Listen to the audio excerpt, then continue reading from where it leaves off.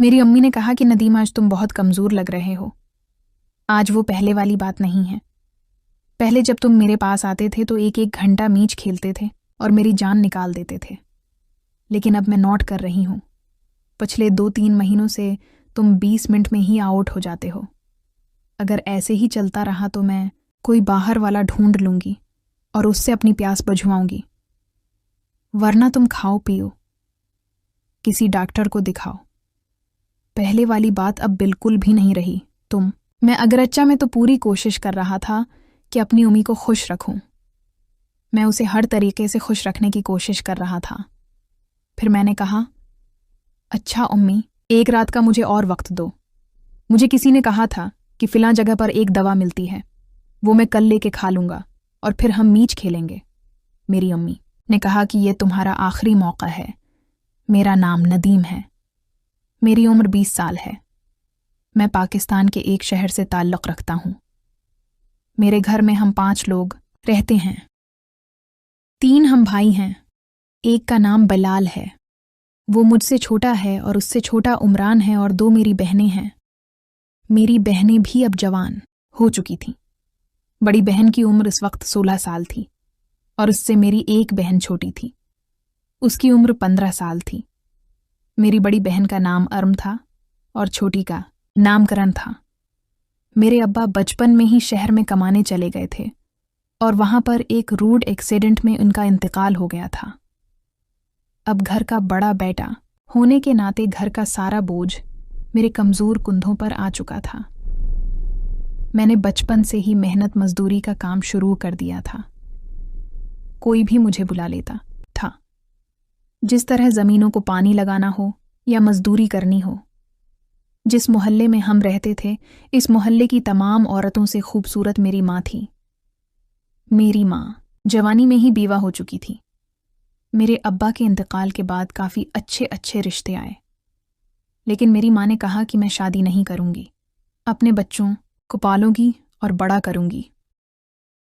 अब्बा के इंतकाल के बाद मेरी दादी दादा वाले और चाचों वालों ने कुछ उर्सा हमारा खर्च उठाया, लेकिन मैं नोट करता था। जो मेरा चाचू था उनका नाम इरशाद था। वो मेरी उम्मा पर गंदी नज़र रखे हुए था।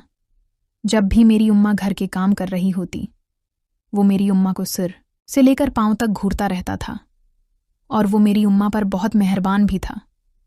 मेरा चाचू भी शायद शादीशुदा था, उसके भी छोटे छोटे बच्चे थे। वो मेरी उम्मा को कहता था कि अगर मैं शादीशुदा ना होता तो मैं तुमसे ज़रूर शादी करता।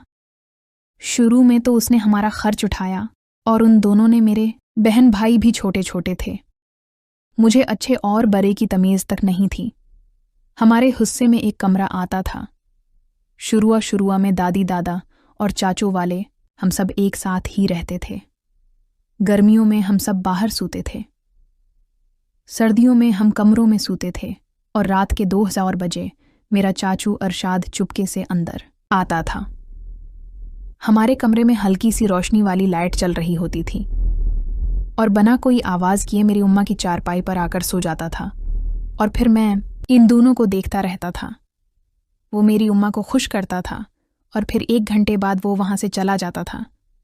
बचपन से ही मैं ये रूटीन देखता आ रहा था। मेरे चाचू ने मेरी उम्मा का खूब इस्तेमाल किया था। ये देख के मैं इन चीज़ों का आदी हो चुका था, और मेरी भी ख्वाहिश होती थी कि मैं भी अपनी अम्मा के साथ, लेकिन मैं उन दिनों छोटा था। आहिस्ता आहिस्ता मैं बड़ा होता गया और मेरी उम्मा और मेरे चाचू की बीवी की न बन सकी। रोज़ उनमें झगड़े होते थे। मेरी दादी भी मेरी उम्मा को बड़ा भला कहती थी। आखिरकार तंग आकर हम लोगों ने शहर में किराए पर मकान ले लिया था। मेरे अब्बा के हिस्से से 5 एकड़ हमारी ज़मीन हिस्से में आई थी। हम उसी पर खेती बाड़ी करके अपना गुजारा कर रहे थे। अब जब शहर आ चुका तो घर का सारा कंट्रोल मेरे हाथ आ चुका था। मुझे वो बचपन वाले सारे सीन याद थे जो उम्मा और चाचू करते थे। अब मैं भी अपनी उम्मा को उठते बैठते बकूल देखता रहता, लेकिन मेरी अम्मा को कभी ये महसूस नहीं हुआ कि मैं उनको कुन नज़रों से देखता हूँ। शुरू में जब हम शहर आए थे तो मेरा चाचू नहीं आया था, क्योंकि उसने मेरी उम्मा को काफ़ी मना किया था कि वो शहर न जाए। मेरी उम्मा ने कहा कि मैं अब तंग आ चुकी हूँ। मैं रोज रोज के झगड़े अपने ही नहीं झेल सकती। 2 महीने बाद से फिर मेरा चाचू शहर वाले घर में भी आना शुरू हो चुका। वो हफ्ते में 2-3 चक्कर लगाता और जब भी हमारे घर में आता था कुछ ना कुछ उसके हाथ में होता था, या वो पल वगैरह लेकर आता था या कुछ ना कुछ खाने का लाजमी लाता था।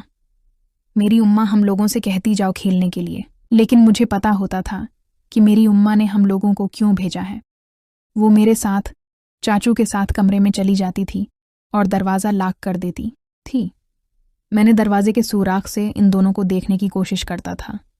मुझे उस कमरे का पूरा मंजर दिखाई तो नहीं देता था, लेकिन कभी कभी कोई नज़ारा दुख जाता था। मैं जैसे ही इन दोनों को देखता था तो इधर से मेरा शेर भी जाग जाता था, जो कि बाद में मुझे बहुत परेशान करता था। जब तक मैं अपने शेर का काम न करूं वो फिर सोता ही नहीं था। इसी तरह दिन गुजरते रहे। अब मैं जवान हो चुका था, मेरे बहन भाई भी स्कूल में लग गए थे और मैं अब काम करता था। मैं अपनी ज़मीनों को संभालता था और लोगों की मेहनत मजदूरी भी करता था। अब मेरे घर में टोटल मेरा कंट्रोल हो चुका था। मैं जैसे ही बड़ा हुआ मैंने उम्मा को एक दिन कहा, मैंने कहा, उम्मा चाचू हमारे घर क्यों आते हैं?